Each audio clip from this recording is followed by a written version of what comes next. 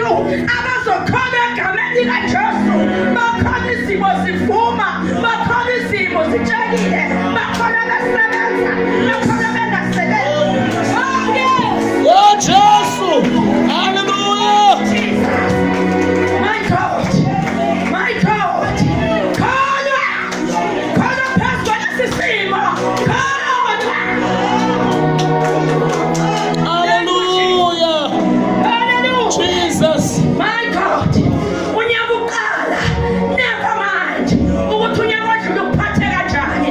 Kodwa kulo nyaka ngithi namhlanje ukuthi uJesu inhliziyo yakho mayingakhathazeki ukuthi ngonyaka odlule wenze kanjani. Base babona nabantu, base bakhuluma nabantu, kodwa wena kholwa. Jesus! Hallelujah! Thank you, Jesus. Amen.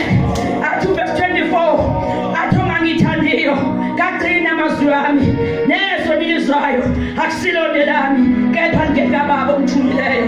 Hallelujah. Ongamthandi uJesu akawagcina amazwi akhe, kodwa omthandayo uyawagcina. Hallelujah. Sasimhlumile inyoka sakulelizwe, base babona abantu cha anaka amanxeba, kodwa waphanyeka uJesu wathi ngenxa yokumbheka noma ngabe sesikhulumile wathi uyasinda. Oh Jesu! Basala bekhuluma kodwa wambheka uJesu okuyakholwa. Hallelujah! Lezinsuku abantu bami kulo nyaka uqalile sidinga abantu abazokholwa egameni likaJesu. Hallelujah. Bakhona efusula kungelula, kulula ukukholwa abantakwethu, akulula ukukholwa abantwana bami. Hallelujah. Ukholwa kudla ukudlula izintwana ezinzima, ukholwa kudla ukudlula izintwana ezingaphezu kweminyaka yakho. Hallelujah. Kodwa wena kholwa. Amen. Ungakhathazeki. Ungenzi njani? Ungenzi njani? Ungakhathazeki. Noma sebethini, kholwa.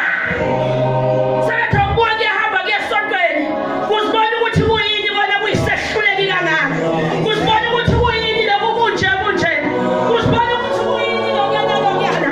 Basho zonke into abazithandayo, kodwa wena kholwa.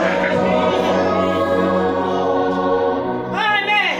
Abanye base bahlale ngisho endlini azasabe ngisho ukuphuma. Ngenxa yenkinga nje ubona ukuthi ncane.